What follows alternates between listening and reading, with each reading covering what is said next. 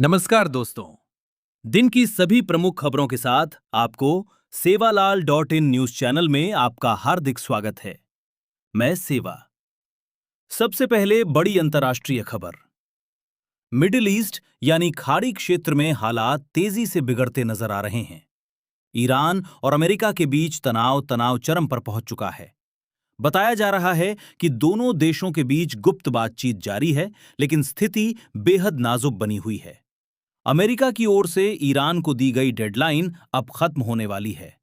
Reports के अनुसार अगर ईरान अमेरिका की शर्तें नहीं मानता, तो अमेरिका बड़े सैन्य हमले की तैयारी कर चुका है। पेंटागन ने इसके लिए पूरी रणनीति तैयार कर ली है। इस ऑपरेशन को फाइनल ब्लो नाम दिया गया है।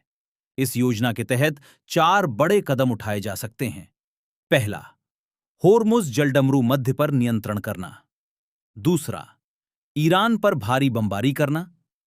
तीसरा, ईरान की अर्थव्यवस्था को पूरी तरह कमजोर करना। और चौथा, ईरान के तेल ले जाने वाले जहाजों को रोकना और जब्त करना। इसके अलावा ईरान के परमाणु ठिकानों पर भी सीधा हमला किया जा सकता है, ताकि यूरेनियम को कहीं और शिफ्ट ना किया जा सके।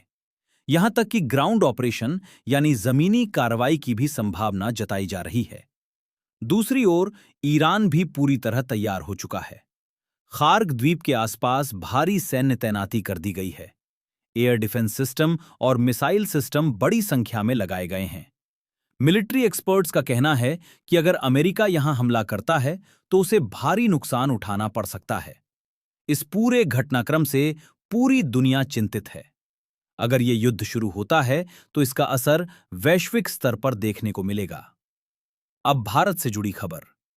प्रधानमंत्री नरेंद्र मोदी सभी राज्यों के मुख्यमंत्रियों के साथ एक अहम बैठक करने जा रहे हैं। इस बैठक में पश्चिम एशिया की स्थिति और भारत की रणनीति पर चर्चा होगी। केंद्र सरकार ने साफ किया है कि देश में घबराने की जरूरत नहीं है। भारत के पास अगले 60 दिनों के लिए पर्याप्त कच्चे तेल का भंडार मौजूद है। हालांकि कुछ जगहों पर लोग घबरा कर पेट्रोल खरीद रहे हैं, जिससे पेट्रोल पंपों पर भीड़ देखी जा रही है। इसी बीच एक बड़ी राहत की खबर भी सामने आई है। वियतनाम से एलपीजी लेकर एक जहाज मंगलुरु बंदरगाह पहुंचा है, जिससे दक्षिण भारत में गैस सप्लाई मजबूत होगी। अब अंतर्राष्ट्रीय असर की बात करें, तो रूस के राष्ट्रपति ने चेतावनी दी है कि ये युद्ध कोरोना जैसी वैश्विक आर्थिक तबाही ला सकता है। तेल, गैस, मेटल और सप्लाई चेन पर इसका गंभीर असर पड़ रहा है। कच्चे तेल की कीमत $100 प्रति बैरल से ऊपर पहुंच चुकी है। भारत में भी इसका असर दिखना शुरू हो गया है। एक निजी तेल कंपनी ने पेट्रोल और डीजल के दाम बढ़ा दिए हैं। अब कुछ अन्य बड़ी खबरें। खाड़ी देशों में अमेरिकी सैनिकों को सुरक्षित ठिकाने नहीं मिल रहे हैं, जिसके चलते वे होटल और निजी इमारतों में रह रहे हैं। इस पर ईरान ने आरोप लगाया है कि अमेरिका नागरिकों को ह्यूमन शील्ड की तरह इस्तेमाल कर रहा है। इजरायल ने भी एक बड़ी कार्रवाई करते हुए ईरान के एक वरिष्ठ कमांडर को मार गिराने की पुष्टि की है। गल्फ देशों के संगठन ने ईरान की कार्रवाई की कड़ी निंदा की है और इसे वैश्विक अर्थव्यवस्था के लिए खतरा बताया है।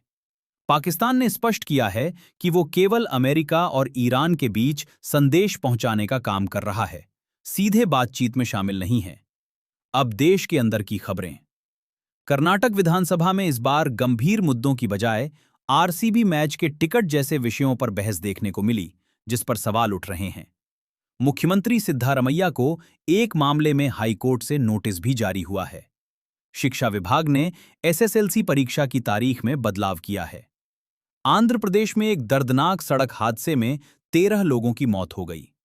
वहीं आईपीएल को लेकर एक बड़ा फैसला लिया गया है। इस बार उद्घाटन समारोह नहीं होगा, लेकिन फाइनल मैच में भव्य क्लोजिंग सेरेमनी की योजना है। तो दोस्तों, ये थी आज की सभी बड़ी खबरें। अगर आपको हमारा ये प्रयास पसंद आता है, तो हमें जरूर सपोर्ट करें। धन्यवाद, नमस्कार, जय सेवालाल।